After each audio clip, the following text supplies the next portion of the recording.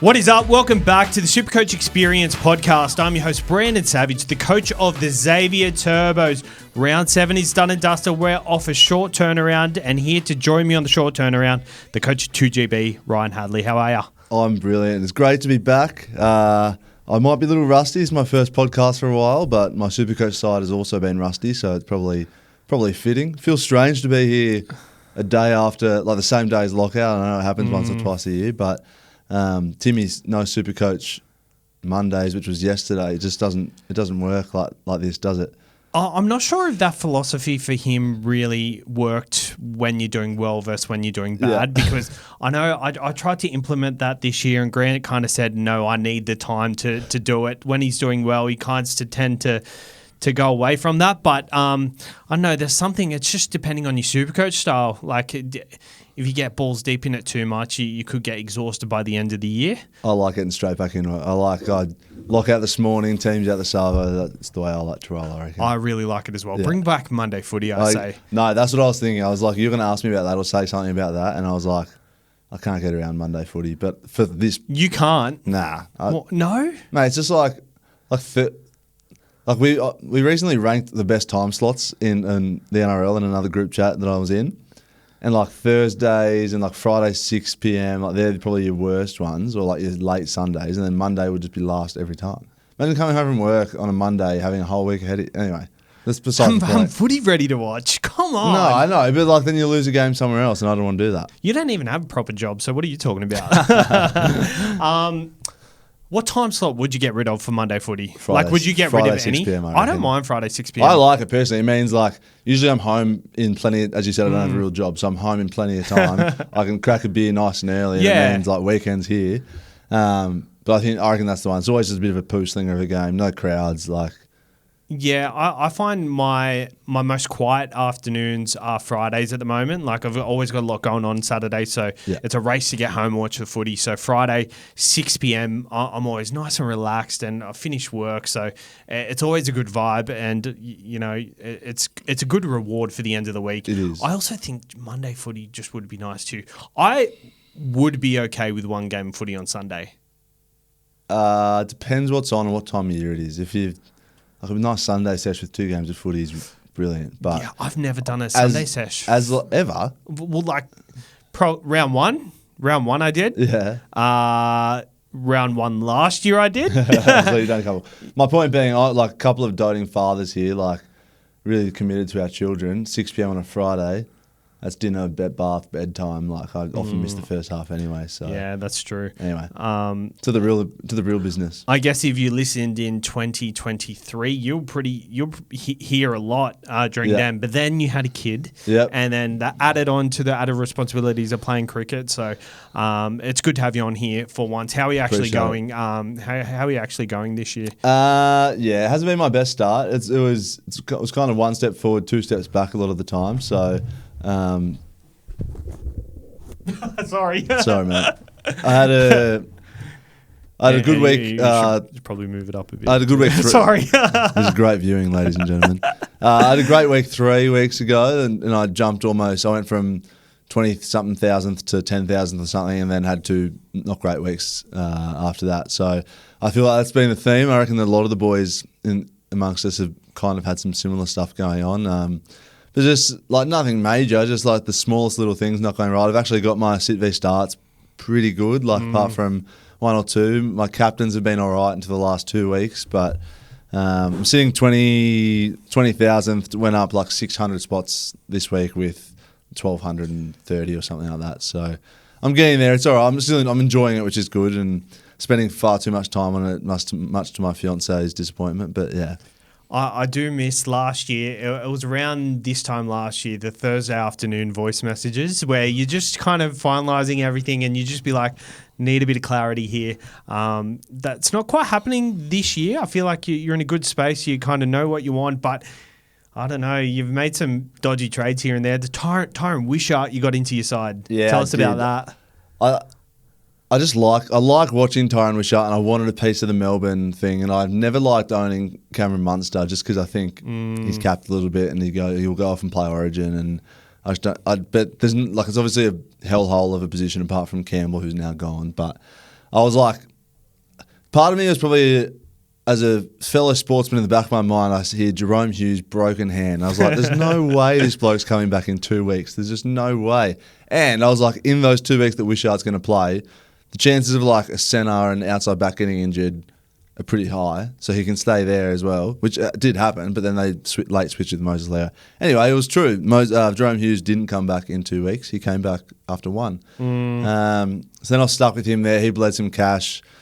I had to play Luke Metcalf twice in a row, which actually wasn't as bad as I thought it was going to be, but now, like, people are saying, keep an eye out for Tyron Wishart's time, like it's coming up, like Origin's coming up, you never know. He's like, bled enough cash now for it to be interesting. 370k or something. But the thing is, I bought him at like 500, because I had him last year, like almost all last year, and he was really, really handy. But that just put me behind, like everyone was getting the next guy while I was still trying to chase the last couple of guys. But then I got on a Katoa earlier than everyone else, which was good. But apart from that, it was a bit of a struggle. I'll tell you what I find where I've struggled, not necessarily this year, but in years past, trying to replicate, like thinking people replicate what they did last year. And I think you buy into that too much, and then the good feeling you had of when that player did really well last year, you're like, he's going to do it again this time this year. And I've got a very similar feeling with Scott Drinkwater, like this week. I feel like I need to pull the trigger on someone like Scott Drinkwater, and like it could work out pretty good this time, but it's just weird how it works out for different players with certain people. I know a lot of people are in the past. A lot of people have been what was that Manu Ma'u guys who, you know, in the center wing, he's really done a job for them, so they always jumped on him when it was the buy time. I really find it that could be a detriment sometimes, just feeling like people could replicate it, because you went probably just a bit earlier than you needed to, just not knowing what would happen and not seeing his score 80 minutes this year. But I think they're the type of moves that could go either way. Yeah, you would be sitting in a very different position right now if Hughes was out or Munster went down the same week and he had a starting halves role for 6 weeks in a row. I'd be laughing, but so it's not the way the cookie crumbles sometimes, and I'm happy to take my leaks. How are you seeing the game at the moment? Like, who do you think's strong? Who do you think is weak? What sort of matchups are you targeting? Obviously, we're all pretty on the same level with certain teams, but are there different rogue ones that you're kind of looking at the moment? One, like hearing Timmy chat about last week was really interesting, and I think one thing that has worked for me a little bit this year is, rather than with the competition being so close, rather than focusing on the holistic matchup, is really nail it down to like the positional matchups versus the certain team and how they compare to other teams in defending those spots, and particularly I think on the wings and at fullback, especially with my sits v starts and like bringing those guys in. If I can try to nail those matchups, I think it's a lot easier to do with the wingers and fullbacks. If they're playing a team that's say ranked 14, 15, 16 against like your centre wings, or I'm talking wingers as well, by the way, like not just your general centre wing position. I'm talking actual wingers, so your Jesse Arthurs, your Jenkins against Penrith. Like if they're coming up against someone who's ranked really poorly defending those positions, then they're the ones I'm targeting, as opposed to just going, oh, they're playing the Titans and they suck. Like, because it's not that easy this year, and teams are up and down and all over the place, and the Bulldogs are the only really definite like non-play team. So, for example, that worked with Tamale last week. Like, I think the Titans were ranked 15th against centre wing in general, but then I was like, okay, that's good, but then where are these points coming from? Are they coming from the wingers? And then dive a little bit deeper. But I just think it's very apparent for the wingers and the fullbacks, because like it could all be luck up the middle, or it could be a good forward pack that's stopping, even though they're a poor team, it's stopping your SuperCoach middles from scoring so highly. So I think that's something that's kind of shifted in the past. Before that, there's been such a big gap between the good and the bad teams that it's easy pickings a lot of the time. Yeah. And I think that's going to be important with the captains as well. So like if you can nail a captain where teams concede heaps of points to fullbacks, for example, I think that's going to be a little bit easier than trying to pick don't be afraid to captain a Teddy or a Gutho or whoever you got floating around still.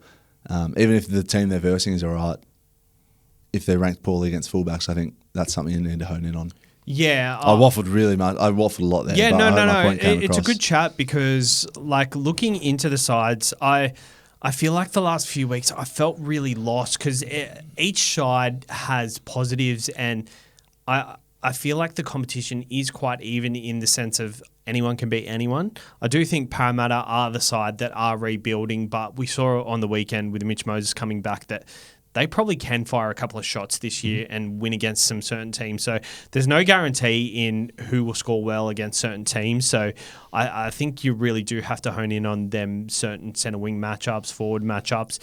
And the captaincy is so crucial. We haven't seen a really big, we saw Marju on the weekend, 138, but we haven't seen much more than that this year. We did see Gutho against Parramatta, but Parramatta were a lot weaker. A lot of sides are kind of getting their combinations now. So it's that time of year where it feels like it's about to break open, but it's not quite there yet. Like the Warriors early on, round one, I think for 3 or 4 weeks, a lot of us targeted players against the Warriors because we just looked at that round one matchup and thought they're no good. But they're suddenly in the top 4 and they're playing good footy. They played without James Fish-Harris on the weekend. And up until last week, I think a lot of us thought, Penrith are actually someone we can play our players against. But on the weekend, they've come back and all of a sudden are Penrith back. It's a pretty hard year to grasp. You got something to say on that? That was just as an example there. Like, it's obviously changed, but until last week, I think Penrith would be a perfect example of targeting outside backs and your wingers against Penrith. But I wouldn't. If you're tossing up to play a second row or something, it's pretty clear that Penrith's middles are still going all right and they're still defending all right and they're not letting tries through the middle. But I just think that's the perfect example of just being that little step ahead and going. It's pretty clear Penrith's edge can't defend. The stats here say they're 13th best against centre wing defensively. You're fine to play. Obviously you'll play a Garrick this week, but last week playing Mark Nwanga-Niawazi or whoever it was, or Robert Toya, you guys would try and toss up to play. That's a safe play against Penrith because the stats are there and they say so, as well as pretty clear that you can just run around Penrith at the moment. And I also think, eye test wise, you look at their matchups. Casey McLean on one side, Isaac Tungo on the other side. Brunt Tottler's not there at the moment, so if the stats back it up, but it also feels like a pretty good matchup. Whereas you look at certain matchups like the Bulldogs, the stats are not good, but it doesn't feel like a good matchup. Yeah, but sometimes either. Nothing makes sense. The amount of all of us were having issues in our chat last week about who to sit, who to start, and a lot of the issues were all our centre wingers. We were all tossing up whether to play Hiroti, Arthurs, Shibasaki, Toya, Jenkins, those sort of guys. Everyone with different combinations of them, but everyone's in the same boat. It seems that we can't see clear and obvious reasons to play these guys. Yeah. So you got to try and figure something out around it, and not many of us have got it right. Hiroti's actually a really good one because Newcastle defensively had been very good. Very good, yeah. Leading up till last week. So that was why I wasn't going to play him at all. Yeah. Until the rain came in the Brisbane game, and I was like, I can't play Arthurs it's funny. It's funny. It turned out really well. But it's funny because me and Timmy talked about that last week, and from that whole chat, I took away that all these certain teams, I'm not playing them against these teams. They've been defensively good, but Hiroti was just a vibe pick. I felt like he was a good vibe pick. Just compared to the other players I had to choose, I sat Toya because I just feel like Toya's just, I don't know, just in that side, right centre. Joey Manu really had to search for the ball when he had it. When he just left himself parked at right centre, he always scored pretty lowly. So, I think with Robert Toya, I want to see him do more work, and maybe he's played this week against the Dragons, but we will talk about that. But not where I was expecting that chat to go. But Tigers on the weekend, they defensively been very good too. Yeah, that's why I think Timmy was struggling with Iongi. Do you play? I sold Iongi because I was like he might make a little bit more cash here, but nothing special. I would have loved to have seen him with Moses and kept him for another week, but just the way the cookie crumbles, I suppose. That's the way. That's how. What's the Timmy saying? Better fish to fry. Doesn't really work in that situation. All right, let's go over Team List Tuesday. I haven't looked at this in particular, so I'm doing this on the fly, just so you know. So the Broncos, not much there at the Broncos. Reece Walsh out for 46 weeks. Selwyn Cobber goes back to fullback, and Dean Mariner comes in.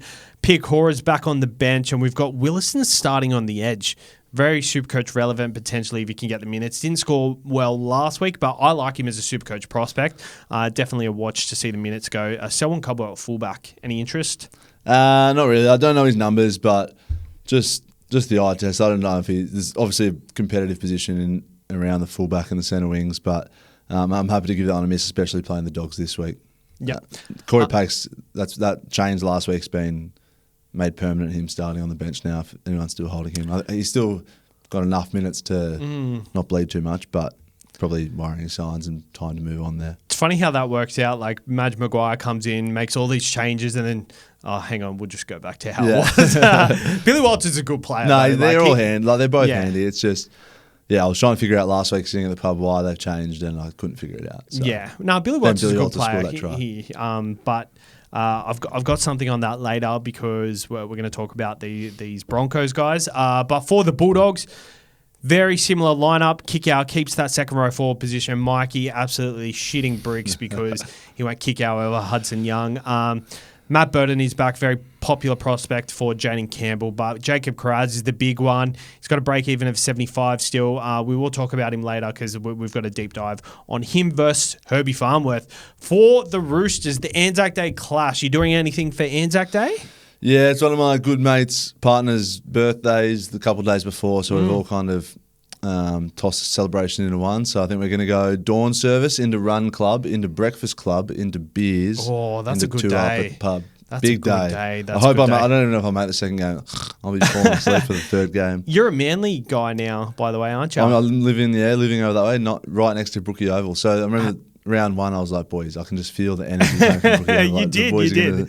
You tried to talk me out of Terrell May. It didn't work. Well, it did work. He scored 113. Tommy Turbo. I tried to talk. Oh, sorry. Yeah. I thought you meant this week. I was like, I didn't talk. Oh, about no. Yeah. You tried to talk me out of Terrell May into Tommy. And he did well. And that was about all he did for us. Yeah, pretty much all year. Are you converted? No, not at all. Never will be. No. I'll enjoy going into the games at Brookie and sitting on the hill with some beers. But I actually think I love suburban grounds. I think it's a good viewing ground if you can just. Expensive though, mate. This is probably not a platform, but if Andrew Abdo or Peter V'landys is watching, it's like $40 for a ticket on the hill. It's like $110 to have a reserve seat. Obviously it's a small stadium, but I grew up supporting Penrith, and you can buy a ticket for $25 or something. Penrith's not open at the moment. Anyway. So Anzac Day kicks off 4 p.m. Roosters versus Dragons. Tedesco at fullback. Billy Smith keeps his spot at centre coming back. Mark Nwangawitawase goes to the wing, and Dom Young dropped. That is huge. Spencer and Nafo White start at the front row. Egan Butcher is back on the bench. Billy Smith, he's a massive option this week. We'll talk about him later. But Mark Nwangawitawase, I haven't got anything on him later. What are your vibe picks on him? I actually really was very close to getting him last week because I like the price, but after seeing him last week, I think he's going to be so good for SuperCoach. He just tries to offload every time he gets the ball. I really enjoy watching him. Big, tall, athletic fella, almost like Dom Young with a few more brain cells. He's an exciting watch, and I'll keep a close eye on him. But not at the moment. But interesting to see that White lives to fight another day as well. He's about to get much more expensive though. He's kind of at that price. He started at $4.25. He was at $5.32 last week. Let me get his Nwangawitawase. I'm stopping in Mark. $5.45 with a break even of 28. So he probably can wait another week, but he's going to get to that. He's going to get to that $700K price mark. I guarantee you that. For the Dragons, Sione Finau gets his wing position, so we've got another cheapie locked in for the next couple of weeks. Toby Couchman up front. Dylan Egan dropped back to the bench. Emre Gula back to the bench as well, but Clement and Couchman start. Dylan Egan on the bench. I mean, he was the hot property a couple of weeks ago. Have you gone cold on him, as a play option? A little bit. It was a bit easier last week because he was the first game, so you could kind of see what's going on. And I know he's only the second one here, but it's just the sign. Grant's really hot on him being a big part of that. I think so too, and I agree. But it's a hard sell to try and to want to play him every week when you've got guys we're going to have guys soon that are proper footy players and proper SuperCoach players that we might not be playing anymore, and it's tough to think that I'm going to start a potential bench guy over someone like a Toya or a Mark if you get him in or something like that. So, but if he's going to get 60 minutes anyway if he plays, so you're almost locked in for 50 points. It's just how much risk you want to take. Yeah, I will definitely play it on vibe because I've lost a lot this week, to be honest. Like Dylan Brown, I've got at 5'8", so I've probably I've got to find something to do with him. I've lost who else have we lost? Jaden Campbell, Reece Walsh. So I've got to decide how I go about my trades there and all that sort of stuff. So I think I'll lock him in if he does start. And on the weekend, the game kind of didn't work out for him. I expect him to come back with a bit more of a punch this week. 6:05, Warriors play the Knights, Anzac Day. This is always a massive game for the Warriors, and they've only took the game over to New Zealand last year, and they did very well. Taintul Picky goes back to the wing. Nickel Clock sat at fullback. They've got Leotau and Berry back in the centres. Capewell goes back to the edge, so Halasima drops to the bench. We got Laban on the bench, Dimitri Valmunga, and Bunty Afoa on the bench as well. There's not much there SuperCoach-wise, but Aaron Clark's been doing a job. Yeah, chat pre-season was like 50-50, I reckon. You spoke to one person, they quite liked him, and you spoke to the other, and they weren't a huge fan. But just footy-wise, he's been like, they lost Dylan Walker and they obviously let him go, but Aaron Clark's been a bit of a mongrel in the middle and looks like he's gotten a bit bigger and a bit scarier and very different to the Titans Aaron Clark we've been used to seeing. Yeah, 100%. For the Newcastle Knights, Caleb Ponga, we're talking about him later. Greg Marju, the leg, 42 points in tackle breaks on the weekend. Very popular purchase this week. Question, just off the top of the dome, because we don't have anything on him later. Buy this week? Is he a buy? Well, I think we'll talk about Ponga as well, and we'll talk about whether he's a buy or not. But I think you're in a really similar boat. You're almost, if you're a lot of people saying Ponga's bottomed out and it's time to bring him in, and there's got to be a time where the Knights sort of figure it out and get it together.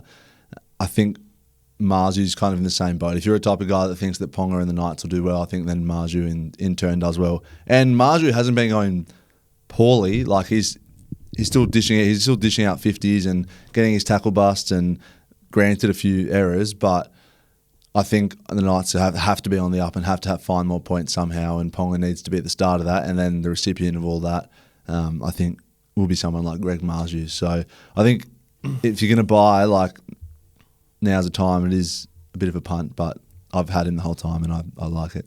Greg Marju? Mm-hmm. Yeah, 578k, so compared to these other guys, Herby Fworth, Jacob Carz, 120k less. He plays around 12, just like the other guys. Play like 138 points on the weekend. The Knights haven't been scoring points. His lowest scores 38. He's got a 42 in there as well. He had a 56 as well, but like 138, 84, 83. That's 50% of his games are like very good scores that you like to have in your side. You'll take the 40s here and there. And that's when they've scored 1-2 tries in 4 games, whatever it's been. Yeah, 100%. Yeah. I think Dylan Lucas is back this week, and I think their poor form slump has coincided with Dylan Lucas being out of the side, running that hard line and really like deflecting, so the back kind of you know how that tension works. off out the back. Exactly. Thomas Kahn has been pretty good, but he's not that type of player. Yeah, he's just a bustler. He's just... So, yeah, I like Greggy Marju, and Lucas will open up that left edge. And I think the same with Ponga. A lot of people selling. I wouldn't be selling because, honestly, like, I'm happy to pass on Ponga this week, but next week I'm all in. I'm happy to buy Ponga at the price. He's 580k. You won't get Ponga for much cheaper. Ever. Ponga he's stung me so much the last 2 years. That year he had the hell of a run towards the back end. I sold him just before the run for a similar price, I reckon, like just over 6, maybe it was like 640 or something, and then ended up at like over $1 million, and I bought him back for over $1 million like 6 weeks later. We were very similarly ranked at the time, and I was so filthy you bought him back because I was like, I thought we were going to ride this together. But you actually, like, I don't know if you learned a lesson then, just like, if the player's hot, you just got to do it. Yeah, like I'm massive on that. I'm massive on not chasing last week's points. I'm like I laugh at people when they bring in just the guy and obviously Ponga's a different story, but I was like, nah, I'm not changing it. And then 3 or 4 weeks later, I'm like, shit. Like I was big on that with like Jaden Campbell too. I'm like, no, I refuse to bring him in because I don't think he's like an elite player. I don't think he's good enough. Everyone's just chat. But then this was last year. Now he's starting to prove that he's actually good. But I've held Ponga. I've had Ponga since he came back from the bye and had him this whole time. So I've lost a couple 100,000 with him. So yeah, and you've already lost the money.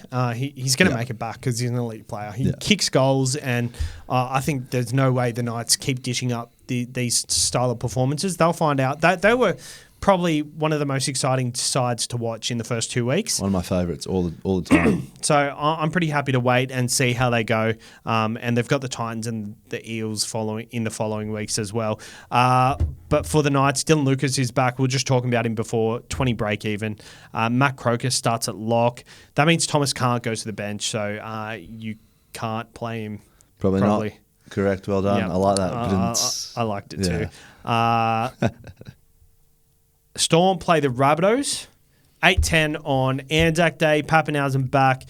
He was always there, to be honest. Grant Anderson in at centre. Kane Bradley keeps his wing spot. They're pretty much 1-17. Joe Chan on the bench. He played last week. Wishart is back. Was he there last week? He was on the bench, wasn't he? Yeah. Okay, I didn't notice him. But the big one here, Cameron Munster. I did a deep dive last night on the Sunday wrap, and me and Mikey found out he hasn't scored lower than 88 on Anzac Day in the last 5 years. There you go. Scores 88, his lowest. Yeah, scores of 110, 148, and there was a couple of other 100. I think there's like 103 in there as well. So I'm very keen on him this week, and I think he's a very suitable Jaden Campbell replacement. And you need that. You need a replacement for Campbell or Brown or whatever you were saying before. I do, but we'll get there later. Yeah, All right. And for the Rabbitohs, Latrell Mitchell back at fullback, Bailey Bentley Harpe on the wing, Campbell Graham goes back into the centres, Isaiah Tass on the wing, Jaden Sullivan and Cody Walker in the halves, Pete Mamazelos in at hooker, Ewan Aiken to the second row. Very interesting there. I'm surprised they've done that. Obviously a bit of a shuffle considering the big loss last week. Jai Arrow in at lock. Jai Gray goes to the bench, so big changes there. But the big one I've got from that, Latrell Mitchell at fullback, that's what I wanted to see. I think he can score well against the Storm. He has lost a bit of Bicky. Yeah. But, I actually think he's a really good purchase. Well, the Storm are far from invincible, as we've seen now. So, he'd be brave, but I wouldn't argue against anyone almost bringing him this week or next week. I know break even 146, so he's going to lose more money. You can have a look. But if you generally think he's going to score more than your Drinkwaters, your Guthos, your Teddies, I couldn't. And that's a very Latrell thing to do, kind of thing. Just pull one out of his ass and go, here I am. But imagine your Dally M leader being dropped to the bench. Yeah. Wild world we live in. It makes total sense though. It does. I think for the sake of South, it's the best practice. But was Aiken someone you'd keep an eye on for going down the track? Not at all. Now that he's back at, I haven't looked into him at all. What's his price? What's his break he's even? 587,000. He's probably a bit much, to be honest, right? 97 break even though. So he's going to lose a cut. So he could get into the 400 soon. And then I'm just trying to find his stats from when he played. He's always very consistent in the back row. Like last year for the Dolphins, he was punching out 60s for fun. So he was also injured at the start of last year, but he had 58, 56, 84, 60, 83, 63, 74, 89, and then got injured, did his pec, and then didn't play the last 9. I would love to see what Edgy plays. Yep. I want to see how that pans out. They don't play round 12, so I'm definitely looking at that. That might almost be nice timing, though, just after that. Yeah. If he gets down to closer to 500 or 490 or something, then he's the type of player you do want. Sorry, I keep spitting sometimes. Right. He's the type of player you want to buy. Sprinkler. Sammy Sprinkler. He's the type of player that you want to buy for that third period. Yeah, don't never do that again. But yeah, you're right. I'm just throwing it out there because I've got him in a draft and I haven't really been playing him, but just keeping him on there just in case he goes back to the edge, because I know he scores a whole lot better there, and those numbers proved it. But. Yep. And they got torn. They got torn through the middle a bit, so maybe Ewan Aiken's going there to shore up the defence. Back to Latrell Mitchell just quickly. Plays Melbourne this week, 156.46 break even, 760k. So hopefully he does go down to 700k, which is really juicy price for a gun fullback. He has Newcastle at Magic Round, which we know Latrell, he loves showing off. Suncorp, he's very good there. Has the Tigers in round 11. That's 3 games he has to plead his case for Origin because he's by far from locked into Origin, whether Daly's called him or not yet. But he always really performs at this time of year. I think he's almost locked. I would. Yeah, so would I.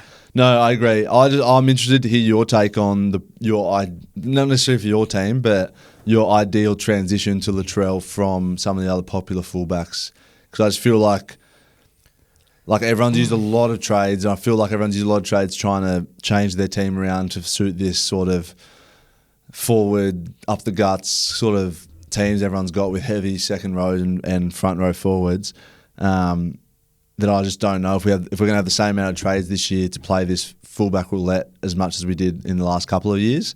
So I'd be interested to hear your plans. Not whether you're getting him in or not, I don't really care. But would you see someone like Gutho or something making way for him in 2 weeks, or would you see someone like Pappy topping out and running into a tougher draw, and then going to Latrell? Because personally, in my team, if I'm backing Ponga, I've just brought Teddy in, Yeah, one spot left. I've got one spot left and I don't know what I'm doing with that. Yeah. Do you know what I mean? But he's someone I'd love to have. But what would your ideal scenario be for those out there? Yeah, for someone like me, I don't have Pappy. Yeah. And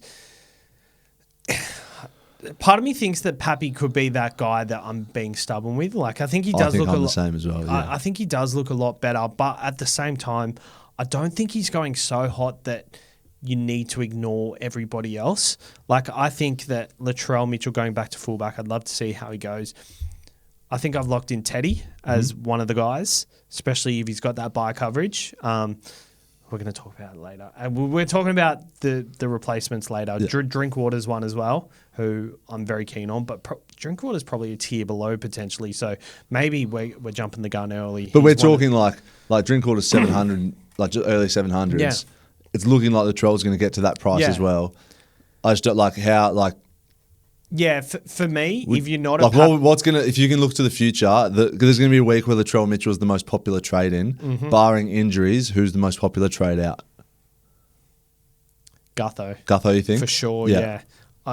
Even though I think a lot of the time we tend to buy these players because of pedigree, but I think you've got to look a bit further, looking at who's the guy in each side, because if they are the guy in their side, then that means they're never going to go through that period of having lean periods. I guess Ponga's a different story. He's had that 3 or 4 week, but we know it's not going to last all season. He's not going to have a permanent form slump like that because they base their game around him. Latrell's the same. Drinky is the same. Gutho's the same. Pappy... I feel like Pappy just cleans up all the he does. When Jerome Hughes and Munster are hot, that takes away so much from him. We've also got who else? Teddy's the guy. That's why I like all these fullbacks, and Pappenhausen for me I've been a bit wary of because they could put 40 on a team and he could only score 40 SuperCoach points. Yeah. Or he could score 2 tries and get 75. Yeah, exactly. Yeah. So I think that's why I've been a bit hesitant on Pappy. I like to get players who are the guys in their side. Tommy Trbojevic is a perfect example. Yep. They just rely on him so much. And Latrell's the guy. Yeah, exactly. Cowboys played the Titans on Saturday at 5:30. Scott Drinkwater fullback. We've got Jackson Purdue in at centre. Not much changing there, Supercoach-wise, for the Titans. Jalen DeGroot at fullback, cheapy option. AJ Brimson and Tom Weaver in the halves. Bo Fermor in at second row. Dave Fafita back on the bench for Chris Randall. You told me he was starting before. I didn't. I said Fafita's back and the tag was 4 weeks early. So I was like, This is wild. Surely there's a reshuffle. Surely Chris Randall's not starting on an We started there last week. He did? Yeah. There you go. He was a late shuffle. I reckon eyes up footy there. Keep an eye on what's going on. Yep. I can't imagine too many people. There's a handful that snagged his 100 and something, and then he was done. So keep your eye on there and wait and see. Penrith play Manly. Dylan Edwards coming off 130 score. Paul Alamotti on the wing. Tungo comes back into that centre spot. Jenkins on the wing. Blaise Talangi and Nathan Cleary in the halves. Somerton at 9. Mitch Kenny is out. That's a big out. Suspended 2 weeks. Oh, okay. Good. Ashu Kapoor on the extended. I don't know why I said that. Maverick Guy comes onto the bench. Got Jose there, Scott Sorensen stay there. Not much there. For the Manly Seagulls, Tom Trbojevic is back. Why haven't we talked about him? He's back. He's got to buy next I week. think he's also just scarred everybody. Yeah, for sure. Can't imagine too many will bring him back. I am keen to see how he goes this week for sure. Scored 100 against Penrith this time last year. I'm keen to see how he goes. But yeah, has a bye next week. I'll definitely consider. Do you think he's locked into Origin? No, not at all. Yeah. So maybe he is another one as well. Jake Simpkin is in at hooker. Jazz Tavanga to lock. Tommy Talau on the bench.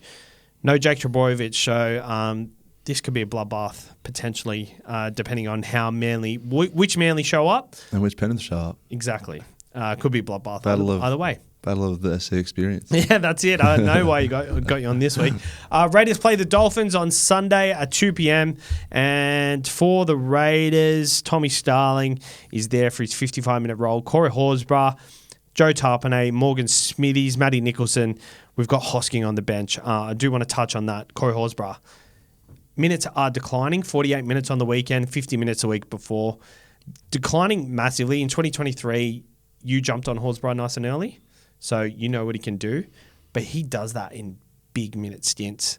I think it is very concerning that he's only getting 50 minutes. He's not like that Haas where he only needs that. I think he needs big minutes, and I think he's a sell soon. Yeah, I think it comes through patches in games. He has really in his 50-minute stint, he has really big bursts of energy and of points and a SuperCoach output. And I think Zach Hosking returning and playing that middle role has not done him any favours. And you are forgetting, I did sell him 2 weeks ago.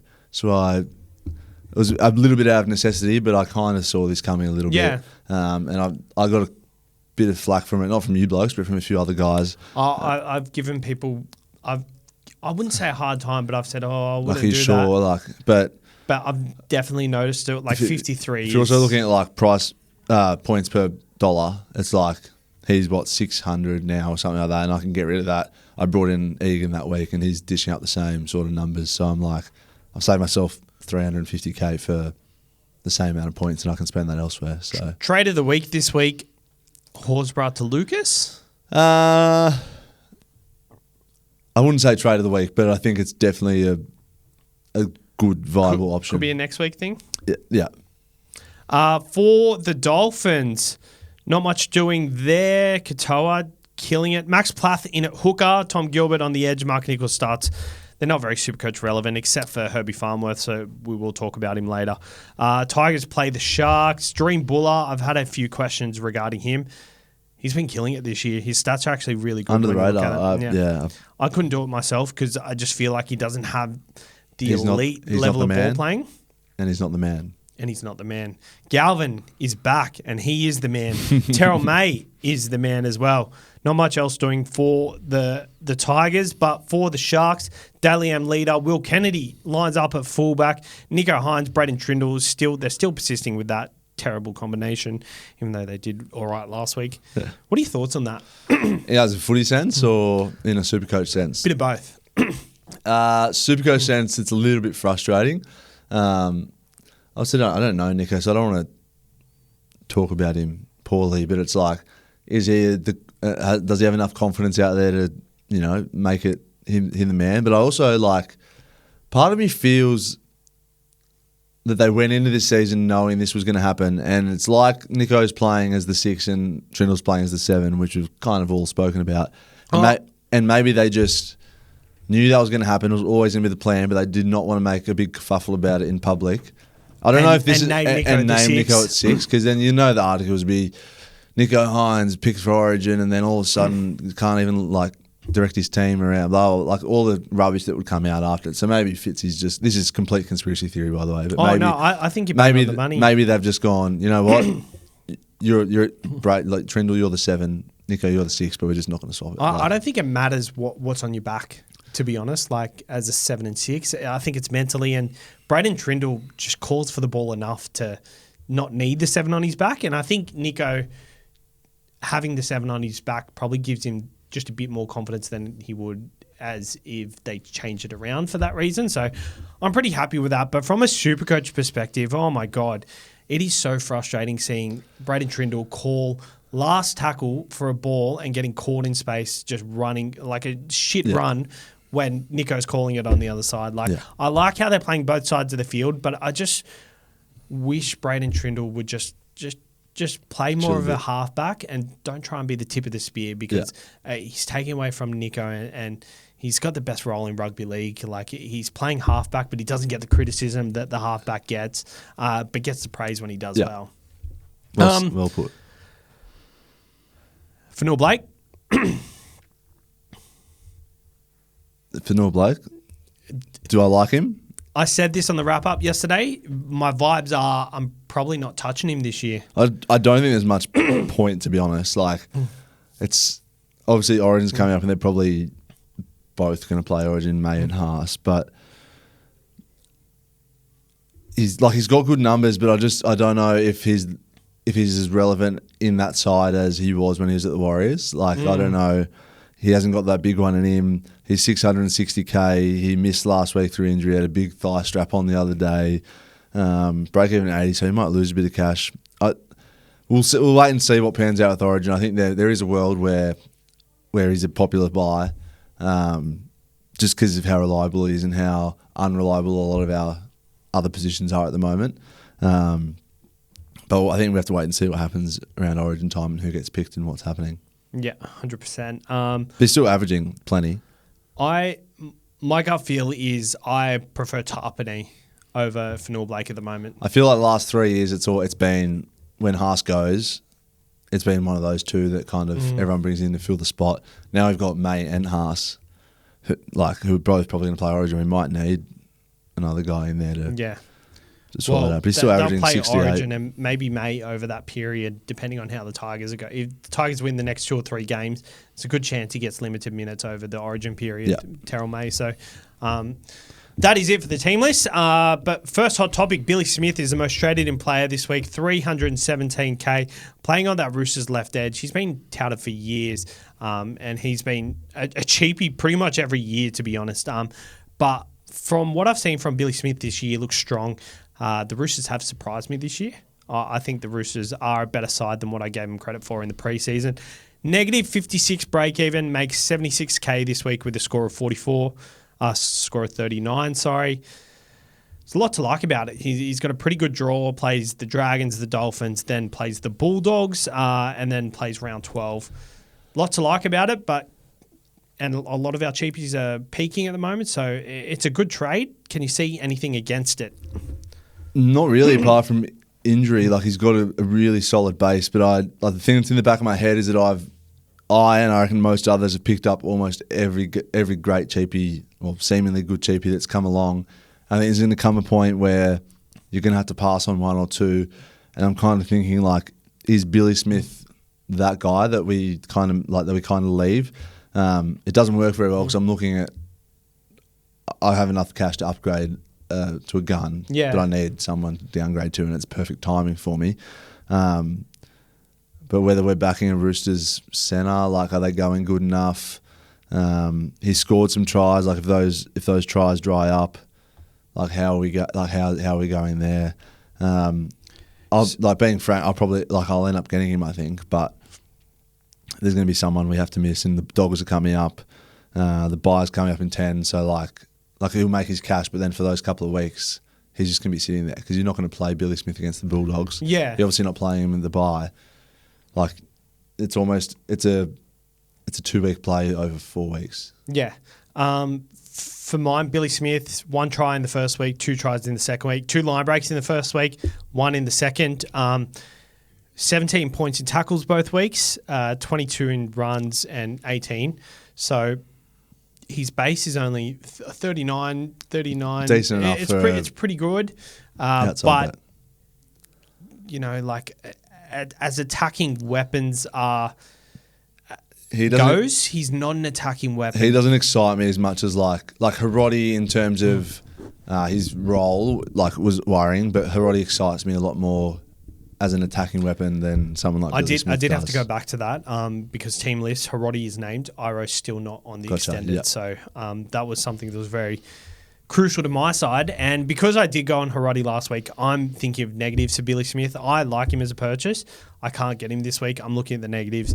39 base. He's not the attacking weapon. Like Dom Young, there's Dom Young and Nwangawita Arce, Tedesco are all more likely to get attacking stats.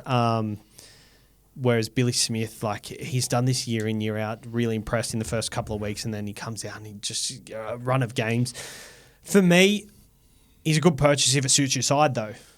Which is where I was getting at before. Like, if now's the time you're looking to get a Carz or a Farnworth or another fullback or something like that, like, he comes at a perfect time. But just be wary that he'll make his cash. I'm just trying to figure out how much he's projected to make, but he'll make his cash. And then you'll have to sit on him for a couple of weeks after that. And what you do in that time with him is obviously up to you, but that's just a question I'm trying to ask myself, and I'm almost trying to talk myself out of him, to be honest, because you also play the Sharks the week after, who are pretty good as well. So he's set to make 76k with a score of 39. That's just him in base. So if he gets attacking stats, makes near 100k, and then the following week he'll go to 394 after this week, 440 the week after, and then pretty much peaks around 500k in a few weeks with scores of 60, 50. But that's probably, I wouldn't say that's best case. I feel like he can. I reckon that's almost best case average, though, because I definitely think he's got a couple of mid-30s in him. He'll probably have another. He's like a 52 average. He'll have another 70. So I think those numbers are reasonably fair. But also if he stays on the park during that time. I guess what it comes down to is team structure, and don't feel like you need to get him just because everyone else is jumping on him this week. But obviously also the buys are helpful too. Nice play this week, though. Yeah, great play this week. Big occasion. The Dragons aren't there. Oh, they actually ranked first defensively against centre wings. Dragons, yeah. Where are you getting that from? The page. Where? Right there.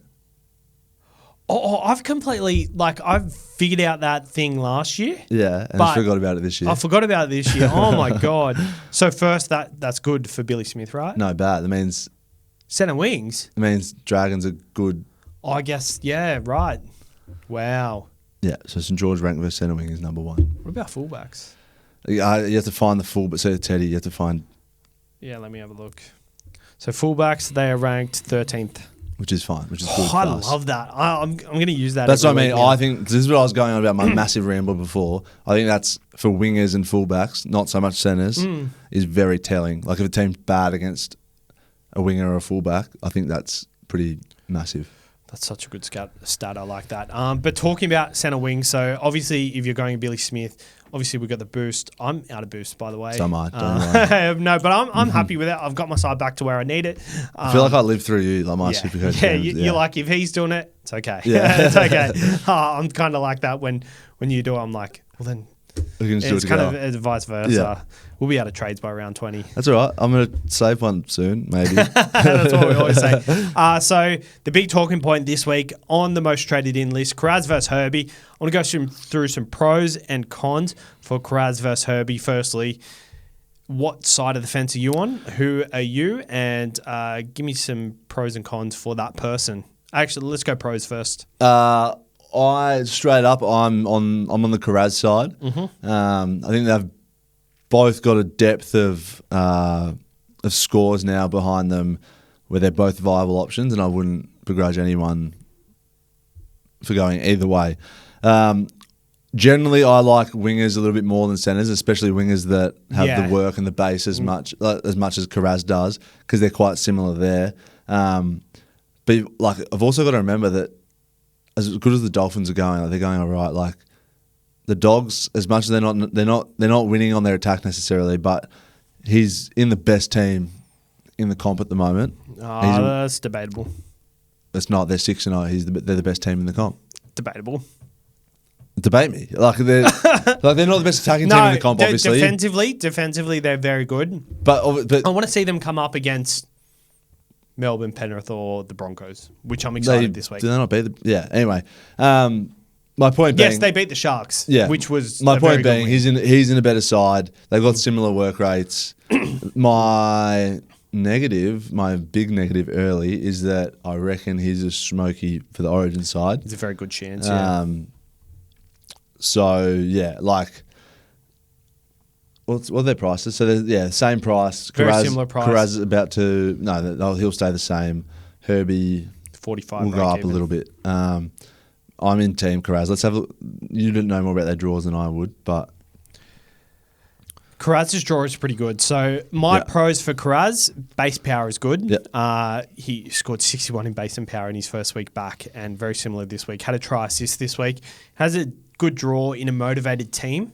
His bye coverage is good, but that's if he gets it. His bye coverage is actually very bad if he gets that origin call up.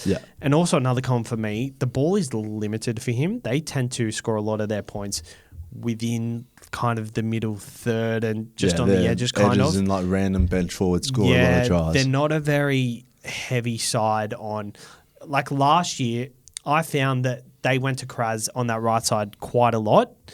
And this year it hasn't quite been the same. He kind of has caught a cold out there, but the fact that he is scoring what he's scoring with that happening means there's only upside for that.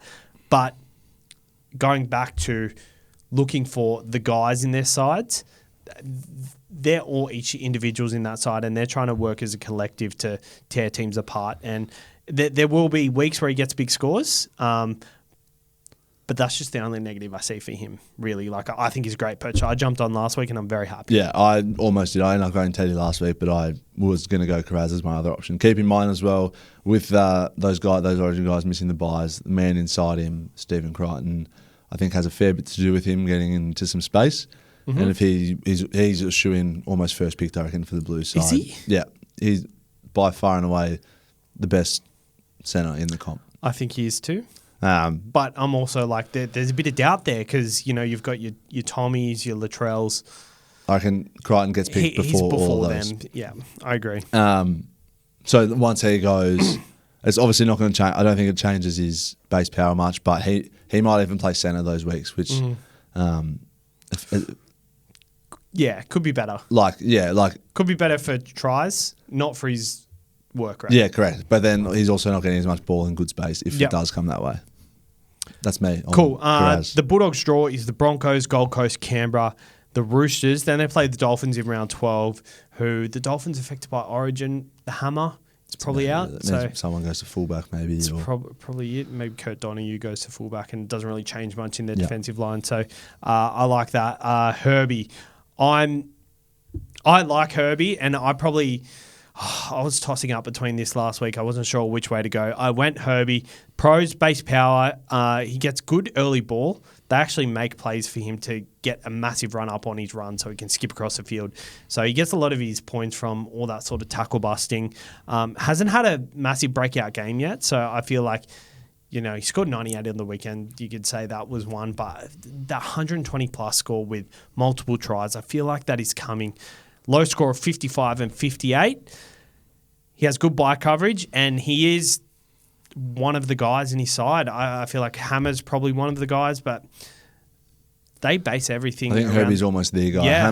Hammer's like what I kind of described Pap as before, picks up the crumbs at the end when everyone else has done some brilliant stuff, and obviously Hammer's brilliant. But I think the fact that Herby is obviously not going to play Origin is the thing that gets him almost level with Carz, because the people around Carz and them playing and him playing Origin is the only thing that scares me away from him. Herby, every time I bet on him with Picklebet to score a try, he never scores a try. But so that's why it might be my bias coming in again. I've had Carz before. Carz has done well with me before. Herby's a little bit of an unknown, I think, and until I see that monster score, I'm not sure if I can go him over Carz. He had 120 last year, 104, had 133 against Warriors, and that massive 176 against the Broncos. I was waiting for you to mention that 176. Yeah, so it is there, but it's just when and not. When it's going to happen, not if it's going to happen, I think. Yeah. The Dolphins this week, the Canberra Raiders, who is playing this week, is 7th against centre wing. So it's not great. Out their stats. Sorry? Look at you pulling out their stats. I like it. Thank you for that. All right, so cons for Herby for me.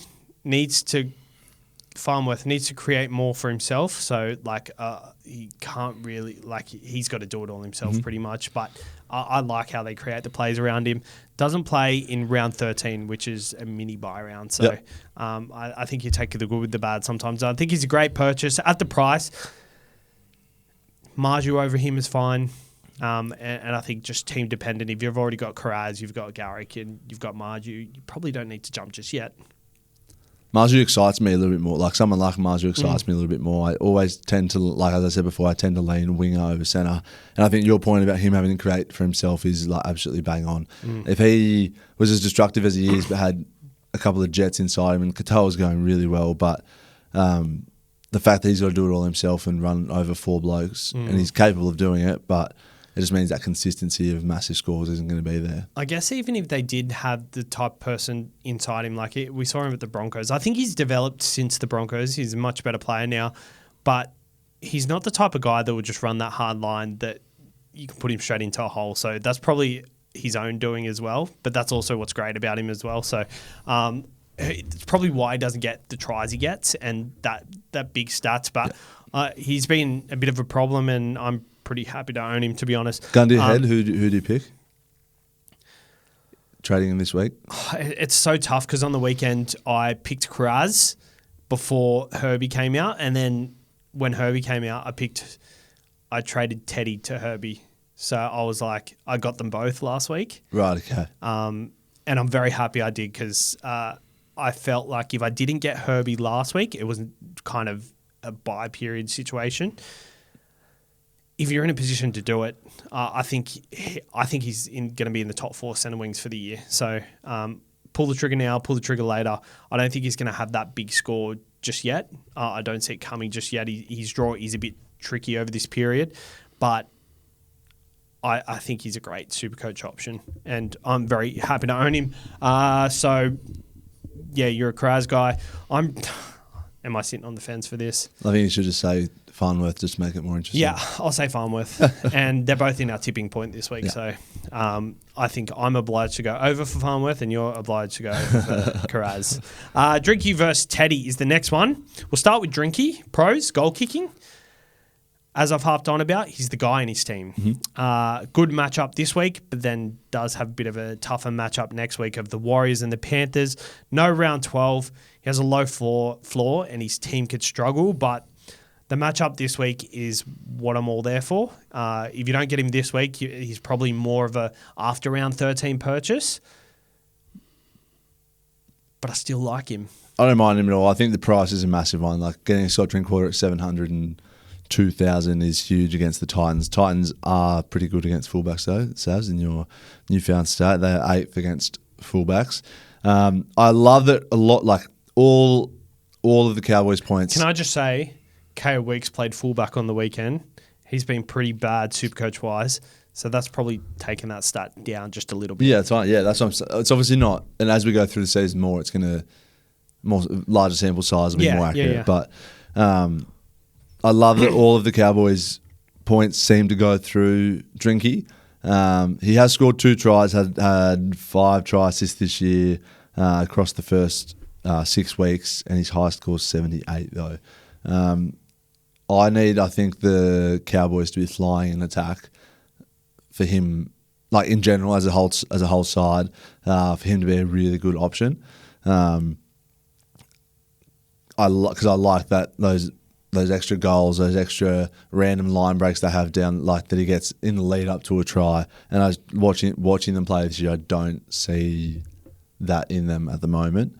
Do you want Teddy now? Or are you going to Drinky? No, just on Drinky. I know we're saying he did kick goals, but from what I remember, their last matchup, Jake Clifford kicked a few goals. So he got 16. Drinky got 16 points in goals last game against the Souths. Against Souths? Yeah, Drinky kicked all the goals the week before, though Clifford kicked, but anyway, I'm not sure what that is. He's going to kick some goals. That even makes my point better then. So yeah, for sure. Teddy is the man. A man that hasn't scored a try all year and averaging 80 something. Yeah. I captained him last week because I was going to the Roosters Penrith game, and I'm obviously a Panthers fan, and it was between him and Cleary, and I just thought, well, if I captain Teddy, I can't be disappointed, because if he doesn't do good, it probably means Penrith won. And if he does do good, he's my captain, and Penrith probably lost. We're still disappointed? Yeah, deep down I was. I'm like, fuck, I should have gone clear.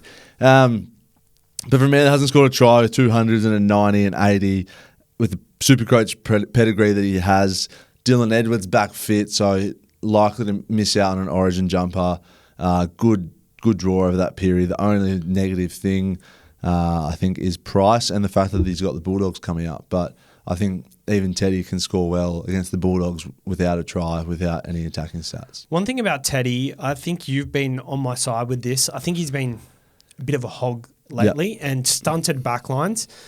Whereas I've seen him this year, I think he's a touch faster than I've seen him. Like, for some reason, he's just gliding quicker than ever at the moment. And I think that extra pace has helped him just beat that defender just a little bit quicker and able to get that pass away. It doesn't seem like he's necessarily stunting the back line at the moment because the Roosters really have built a game around him because their halves are kind of like there's no Sam Walker in the way. Yeah.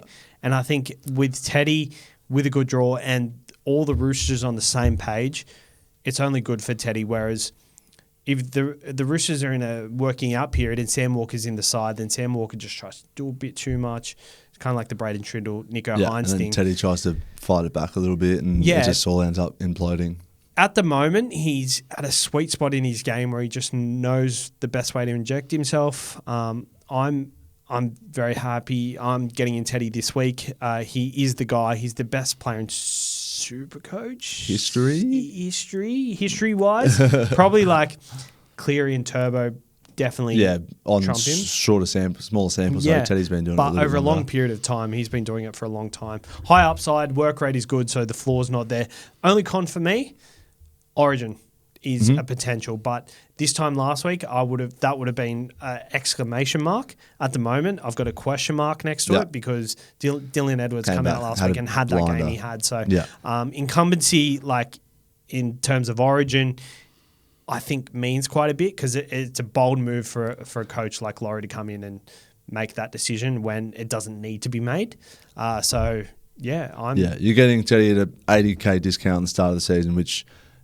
Like, I don't reckon many people would have predicted that so many people would be buying him now, maybe based on his price, but he was kind of like the forgotten man the last 18 months or so. So it's exciting to see, and I'm excited to own him. Average 94 last year. A lot of us kind of thought that he would drop off just because of how the Roosters have done, but I think the Roosters have done a good job, and they're just going to rely on him to score points. And this time last year, this was a massive game for him. So I think Sam Walker actually scored 174 in this matchup last year. And Barnesy, who came, I think he was top 20 last year, top 30, he benched him that week, which was crazy. So he probably would have been closer up there if he had played him. I'm definitely Teddy over Drinky. I'm Farnworth over Carz just slightly, but I like them both. But I'm glad we had that chat. I've got another hot topic just here. We talked about sell Ponga or not. I think Ponga's a buy, not a sell in a couple of weeks, just depending. So when the stock market crashes, you buy more stocks. You don't sell your stocks. Yes, exactly. Yeah. The Broncos boys are in the top traded out this week. Jesse Arthurs, Herby Fworth, and Reece Walsh. Reece Walsh obviously injured, but one thing I just wanted to mention here, Ben Hunt shifted to hooker halfway through, or back half of the second half on the weekend, which I think is a sign of things to come potentially. It means that Ben Hunt might move to hooker when Ezra Mam comes back into the side. We've seen Jesse Arthurs and Shibasaki absolutely kill it to start the year. I think that's coincided with Ben Hunt being on that edge, just really, although Reece Walsh has kind of set him up a lot, but that's also another factor. I think these Broncos boys are hard sells, unlike the last few weeks where they've been maybe. Playing the Bulldogs this week, I think a lot of people would have benched them anyway, but thoughts on that? Any pushback? No pushback at all. It's the right time, right price, right break even. Right. I've still got both of them, and I know people have kind of sold them in drips and drabs over the last couple of weeks, but I think both of them will be going for me this week. One last topic I have before we wrap up the show, the hooker position. So Harry Grant has gone down. We've got Pete Mamouzelos and Sandon Smith pretty much hitting their peak, and I thought I wanted to look into the potential replacements for that. I think Connor Watson has been the best kind of replacement. He is the second most traded in this week. Besides his 30 in round 3, his lowest score is 55 with scores of 55, 103, 30, 55, 78 and 86. He averages 41.4 tackles 41.4 in points in tackles per game. So I think that floor is brilliant for me. I think he's a great option. I think he does play Origin, so the bye coverage is not there. So I guess if you're worried about that, then yeah, so be it. But I've tried to look everywhere else. Blake Brayley is one potentially that I was looking at because I've got Pete Mambazelos in my side. I'm looking at moving him on, but Blake Brayley has a lot of 35s. McInnes, a lot of low 50s, 570k. To be honest, if you have Mambazelos, I think just holding is fine. And Sandon Smith, I think Sandon Smith does a job as well. I'm a big believer in just rolling with whatever hooker you the best of your 2 hookers you kind of started with for as long as you can and long as possible. Corey Pake's the exemption. Yeah, sorry, that's what I'm saying. Like, obviously things have changed. Like, you've got to change as well. But I just don't see much value in making too many trades in hooker this early in the season. However, the Watson one, if you are desperate for someone now, I actually see value in it because I think he can be a hold on as your sort of 18th kind of man at the very back end of the season and you're on your bench in your second row. So that's like the second row hooker jewel is, I think, invaluable. But I wouldn't be taking a punt on any of these mid-range guys because there's a high chance you're getting them wrong and you don't want to be spending more than 1 or 2 trades there all year, I reckon. Yeah, 100%. I'm pretty happy to ride out the 2 I've got. I think Mambazelos has done well. Like, he's made a lot of tackles. He's playing big minutes, so I'm happy to hold on to him. What did Wade Egan do? He hurt himself, then came back on? Or yes, he injured himself. Is he named on the weekend? I'm pretty sure he is. He injured himself and he came back on, which seemed very bold. To be fair, his average is very low on that. He got 110. He's gone to 600k. It was 490k. Yeah. And he was someone, I don't know if you weren't talking about it with us this year, but we've definitely been hot on Egan in the past, especially to start the year. I feel like he's just always a guy that you keep an eye on, but you never actually make the jump. I did it last year. It was horrible. Yeah. It was horrible. But yeah, I think the hooker options, like, it's just been pretty... I've still got Starling, and as annoying as it is that he's still playing 60 minutes. Yeah, I'm happy. Like, if he scored like 28 in the weekend, no good. But if he scores 50, like, okay, I'll take that. That's okay for now, and then we can roll on with that going forward. Yeah, the thing with Starling, he's playing 60 minutes. You cop a 28 for 60 minutes, whereas if he's playing 30 minutes and he scores a 28, that's where you're like, oh no. And then it's also like Starling's one guy where you're like, okay, he could score 100 next week, and then your couple week average is 60 odd. So yeah, you take what you can get. I think Sandon Smith as a hooker is a fine play this week too against the Dragons, who are ranked 9th against halfbacks, which he's a 5'8", so you can't really do that stat. Yeah, it's fine because they switch, every team's different on who plays what side. Yeah, so Sandon is a nice and play. Often you'll find if like a lot of the half and 5'8" duels, it'll have 5'8" / halfback. It does. And they're often within 1 or 2 rankings of each other. But he's hooker, so... No, I know, but like if you went to a team that's playing Dylan Brown, for example, who's a duel, like I bet you they're halfback and it's very similar, 9 and 10. Yeah, exactly right. 9 and so 10. Yep. Anyway, but that's for halfback and hooker, not... No, but that's what I'm saying. So if you look at Dylan Brown, for example, do you have Dylan Brown in your team? Yeah. Or Luke Metcalf, for example, is playing the Knights. I just completely butchered my theory. No, that's all right. 5'8", they're 9. I know what you're talking about. It pretty much, whatever they average for 5'8", it's pretty very similar to for halfbacks. halfbacks. 100% agree. All right, let's go to Carl McGrath. If you're looking to get your accounting done this year, Carl McGrath is your guy. He is part of our WhatsApp chats at the moment. He'll do a basic tax return for you for $110 if you mention the show. If it is something more basic, mention the show and he will sort you out. He's a SuperCoach guy, so give a chat to him about SuperCoach while he does your taxes and gives your tax refund at a maximum price legally. Hit up Carl McGrath. The link is in the description. His phone number is in the description. Hit him up when tax time comes, and Yeah, he does everything over the phone. Pretty happy to get my tax done off him this year. Timmy's got high raps on him. Carl McGrath, related to Glenn. Did you know? No, he's not. You're pulling my leg, aren't you? Yeah, I am. Yes. All right, trades this week. Hads. At the moment, I think I'm going to go Shibasaki and Arthurs to Billy Smith and Carz or Lucas. Haven't decided yet, but I like Lucas. He's 600k, a little bit cheaper than Carz. I just like his. You would go him over Carz for 600. About to make some money. Yeah, I'd think about it. Yeah, I like him. He is good. I am going Reece Walsh and Clint Gutherson to Teddy and Drinky. You are going Drinky? Yes. I'm going them both this week. I do have... This is heavily going to depend on how James Tedesco goes this week, Supercoach-wise. So if James Tedesco gets a loopable score, he will be my VC. Sorry, say again? If James Tedesco... You said if James Tedesco gets a loopable score, he'll be my VC. No, he's going to be my VC prior. Okay, and then... If he is a loopable score, that affects my trades. So if he is a loopable score, Drinky is locked in.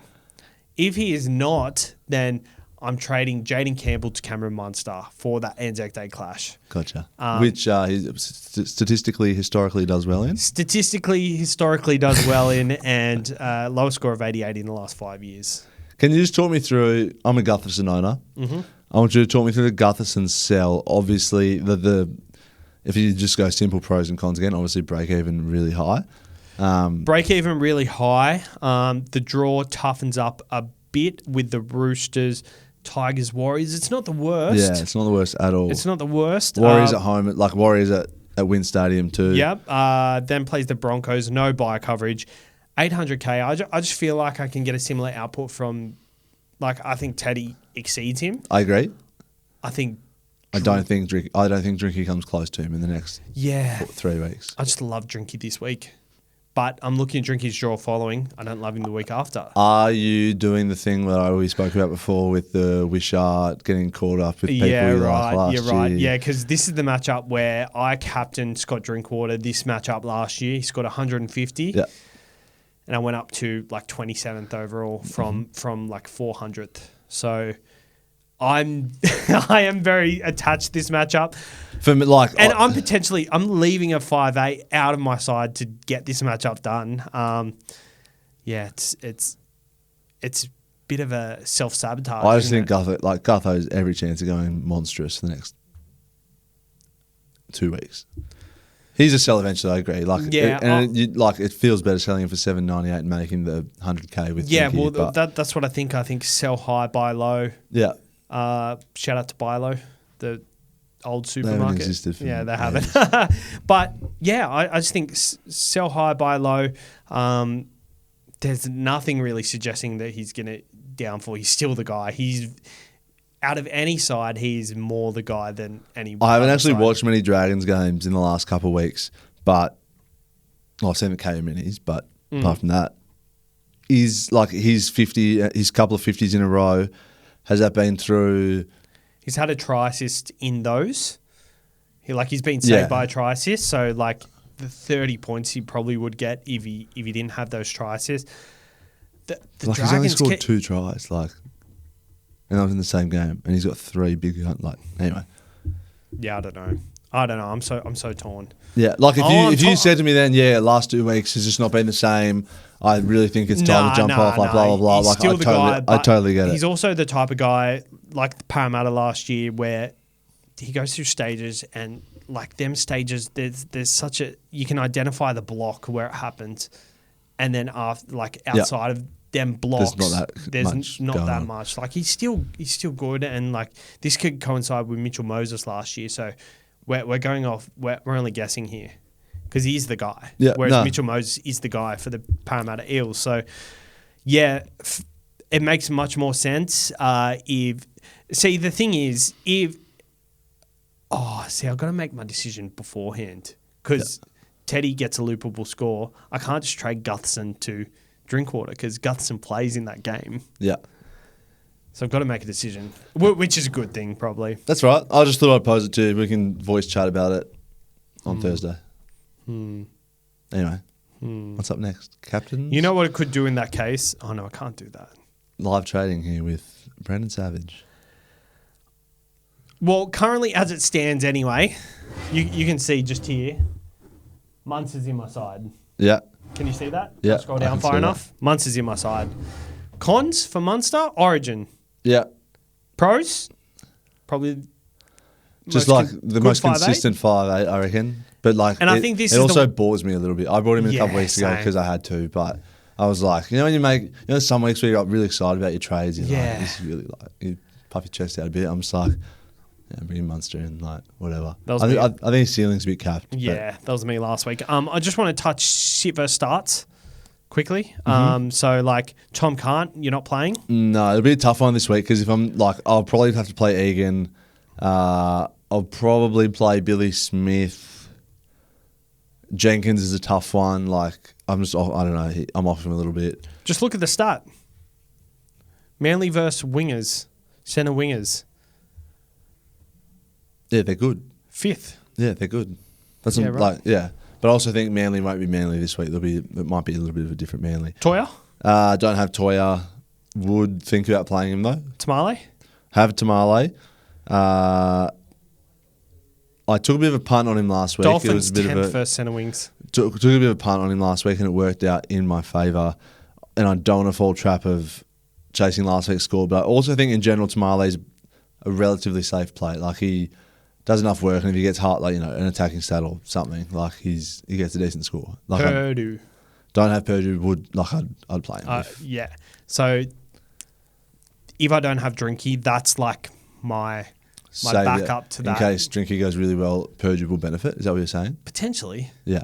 Hopefully. Are you saying you're bringing Purdue in or you've really got Purdue? No, I've got Purdue. Yeah, I've got I was going to Purdue. say, Yeah, he's been a very good hold. Hasn't he? I sold him after... For Tamale? Yeah. Oh, Jesus. I knew that was a bad decision because I didn't think he'd go this well, though, to be honest. I didn't even know he's a half, isn't he? Yeah. I didn't even know that. So when I heard that after I sold him, like, sweet. Like, I was definitely considering that option just because Purdue because he was a half. Like, every time I watch him, he wasn't natural in the centres. Like, just kind of didn't square up properly enough, like, to give the ball to the winger. Didn't really pass at the right time to the winger. But, I think he's made a fist of it for sure.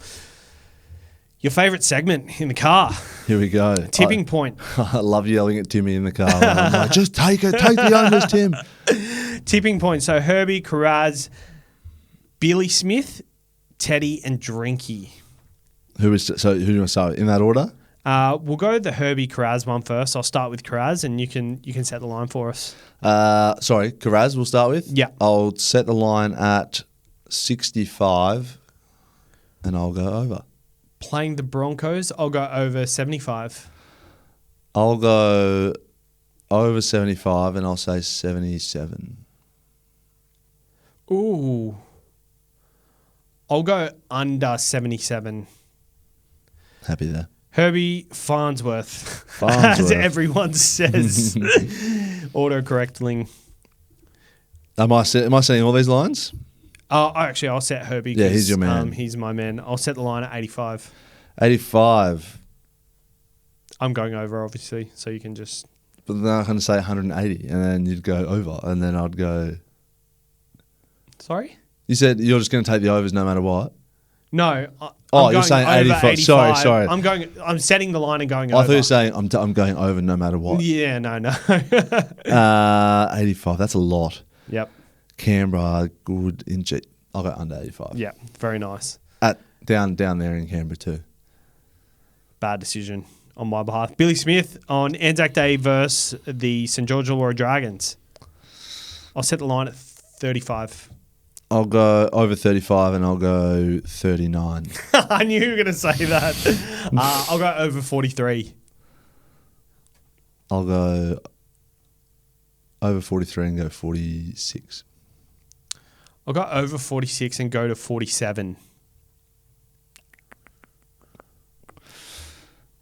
I can hear Timmy yelling at me in the car right now. Shout out, Timmy. I will go...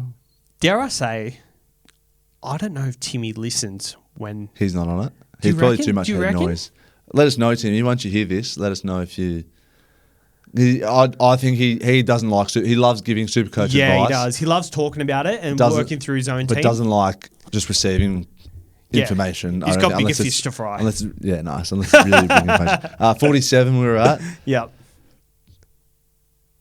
I'll go under 47. I was just trying to push you that one more over 47. You know, this could work out good for me because I'm not getting him in this week, so I'll be happy either way. Teddy, I'll set a line at 75 is a fair start, yeah. Yeah, that's fine. 75, I'll go over 75 and I'll go 90. I'll go over 97. I'll go under 97. Yes. It'll be close though. Like it'll be... You know, if you went over So to I'm like, in my head when I'm in the car, I'm like, when you go like 100, 115, 100, I'd love to see the stats on over 100 scores that you've actually gotten right. Yeah. I'm like, I might be wrong, but statistically I need to say under because like 8 times out of 10 they go under. That was 100. me last year. It's just like the more you went under, the more you're guaranteed to win. It's just like you're relying on too much to happen. Yeah. Whatever you said after that, I had the number 123 in my head, so I was going to go to that. Really? Yeah. So if I said 100, you would have said 123. Yes. Fuck. And I definitely would have said under there. And Drinky as the last one versus the Gold Coast Titans. I'll set this line. Yep. I'll set it at 67. Oh, I was going to say 63. I'll go over 67, go over 75. I'll go over 75 and go 78. We'll go over 78, go 84. I'll go under 84. Oh, far out. I've gone overs too much here. So I've gone over, Drinky over 84, Teddy over 97, Herby over 85, and then I've got Carz under 77, Smith over 47.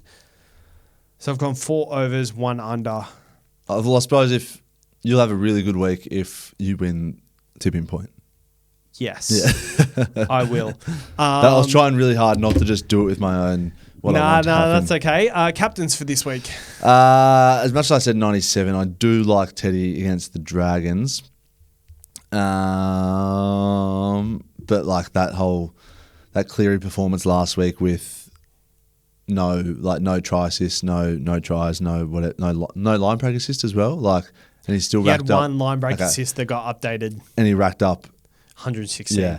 I think I'll go something like, if I can manage it with guys I don't have playing, VC, Teddy, Captain, Cleary against a slightly depleted Manly side. But I also might be falling in the trap of chasing my non-captain of Cleary last week. Yeah. No Jake Trbojevic this week for the Manly Sea Eagles, which, like, he's there. I think there's a chance we can just, like, steamroll up the middle and for sure. Score some points. No Mitch Kenny, though. I think defensively that's big. And we've seen in the past they've really struggled when the hookers just haven't... Like, Mitch Kenny's so good at his service, and you've always rated him, to be honest. Even when he was just a bit of a pleb. Like, I always thought he was good. I've got Royce Hunt in my side, so I reckon I've got to make a decision on Teddy, whether I captain him or not. I've also got Royce Hunt. I like the Anzac Day captains because there's a lot of hype around it, and I think there's always big scores on Anzac Day. I'm not necessarily targeting the Warriors game, but I think in the Melbourne game, coming off a 40-20 loss against the Dolphins, that's massive. Like Cameron Munster, Jerome Hughes, Pappenhausen, I'm not too sure on. Like I don't know if his style of play really favours going against the Rabbitohs. I think Cameron Munster is massive. I'm not going to captain him. Yeah, but I just can't. Like, I can't captain Cameron Munster. Like, it feels like if you're going to captain Munster, you'd almost captain like a Mayer at Haas or something. Like, chances are Munster's only going to get you 80, 90. I reckon, like, historically in my head anyway. Yep. Obviously, the odd 100, and this could be the week. But why risk it on Munster when he could get you a 50 when May and Haas will get you 70? Yeah, like, 100%. As their floor. VC, my VC is probably going to be Carz then if it's Tedesco. So if you're in the WhatsApp for the Patreon, then I'll let you know. I'll let you know what it is. I do love the 4 p.m. Allianz Stadium Anzac. I can see Teddy in the blue jersey scoring a hat-trick or something wild. Dragons have been good though. They have been good. Defensively. But what's the I'd love to know the history of the scores in this game in the last Pretty sure few actually, years. yeah, let's do that. I can definitely do that. Great. This is great podcasting. Yep. Let's just so Here you go, I got it. Last year it was 26-8 to the Dragons, then it was No, it wasn't. It wasn't. I remember. Am I just reading the wrong thing here? Oh, that was round 2. Sorry, it wasn't. It was like 50. 60-18 to the Roosters. Is that? Yep, 60 last to year? 18, Thursday, 25th of April. Yep. And then year before that was one field goal to 2023, 27-26 to the Roosters. Yep, and then 2022 was 14 to 12 to the Dragons. 2021 was 34-10 to the Roosters. Then 26-12 to the Roosters. I think So that's as far back as we need to go. Not as stupidly, like it's not. It's just last year was the anomaly. Yeah, not a stupidly high scoring fixture. Points I wise. think in the Melbourne matchup though, that's like I was looking at that yesterday. They genuinely put 50 on every year. Right. Okay. But it's been the Warriors most years, Yeah. so like understandably they've been pretty shit. Mm-hmm. I actually looked at the Warriors side from 2021 a couple of days ago. Oh my god, the side they had was ridiculous, and what it's come to, like, Any love for a like a Kalen Ponga VC in New Zealand bounce back, like well, yeah, he's probably going to go there, isn't he? could be a stab in the dark, but it is. I know Friday 6 p.m. on Anzac Day is different to your normal Friday 6 p.m., but something about a Friday 6 p.m. game just is gross. I actually like Friday 6 p.m. games in the daylight savings where there's more sun. Yeah, Like before, lately yeah. where it's darker, and it's in New Zealand where it's actually further. I suppose it's 8 later in o'clock the game, night. isn't it? So Yeah, that'll be pretty right. much. Yeah, Anyway, 100%. All right, we're dribbling. Thank you for tuning in. We'll see you next week. thanks, mate. Cheers. Oh, yeah. Thanks for coming on. Thanks for coming on. Oh, I wanted to ask you a quick question before we go. People probably tuned out by now, but Yeah. Sam Constas, what's it like playing with him? He's funny. Like, what you see is like nothing surprises you. He's like, but he's so hard to describe. He's a really great kid. Like, so enjoyable to be around. Little cheeky, little bastard. Like, what you see is kind of what you get. But for someone so confident, it's hard not to come across as arrogant. But I think he does it really well. Like, he's really humble, really down to earth. Takes the piss out of himself. Like, gets around the boys. Like, he's really good, really confident for his age. But really enjoyable to be around. He's like on the field. He just does not shut up. Like, which is a good thing. Like, he's just that's like, good. He was for an the field. 18-year-old kid, took a catch at short leg. There was a bowler batting and he was spraying him, and then he was like, "Go and take the pads off, come bowl at me, champ." Or something like. He was like 18's third shield game or something, and I was like, "Who is this kid, mate?" Honestly. I walked past him in Cronulla the other day. He was wearing a Tigers jersey, and Tigers I just found that so rare. He's actually a lot taller than I thought he was. Is there any chat in the change rooms about the sexy Sammy constantly scoring runs all the time. Yeah, literally all the time. Yeah, just like rant. Like we could call him Sexy Sammy. How can we call him Sexy Sammy more than we call him Sam? Like, yeah. There was another question I had to ask, but I think I've forgotten it. Was it Origin side or was that next week? Sorry, Origin side or next week? No, I do have the Origin side. There was another question. No, well, it doesn't matter. Anyway, thanks for having me, mate. Yeah, I no, appreciate thank you. Now over and out. Now we're over and out. Bye.